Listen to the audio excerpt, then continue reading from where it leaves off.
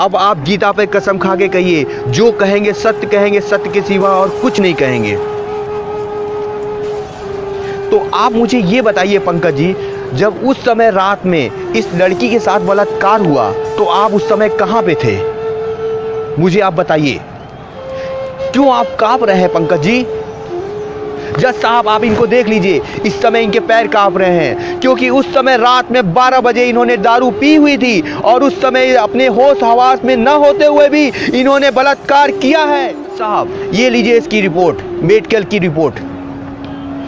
अब इससे ये साबित हो जाता है कि इसने बलात्कार किया है, क्योंकि इस दरिंदे ने 12 बजे रात में अपने पीने के नशे में इस लड़की का बलात्कार किया है। इसे मौत की सज़ा के सिवा और कोई सज़ा नहीं मिलनी चाहिए, क्योंकि आज ये इस लड़की के साथ किया है, कल किसी और लड़की के साथ करेगा। मैं इससे पूछना चाहता हूँ कि अगर कल के डेट में तेरी अगर बहन होती तो तू उसके साथ भी ऐसा करता?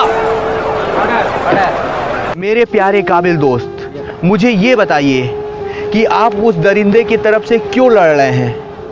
मैं आपसे सवाल करना चाहता हूँ। उस लड़की को देखिए, उसके आंसू नहीं रुक रहे हैं। देखिए उस लड़की को और उसको देखिए, उस दरिंदे को देखिए, उसके आँख में देखिए, आँख में आँख डाल के देखिए उसके आँख में, और उसके आँख में आँख डाल के देखिए कि वो बेचारी के आंसू है। बस फर्क इस बात का है कि वो गरीब है और वो अमीर है। कितना पैसा लिए हैं आप उसके लिए, बताइए वकील साहब, मुझे बताइए। उस लड़की को देखिए ध्यान से।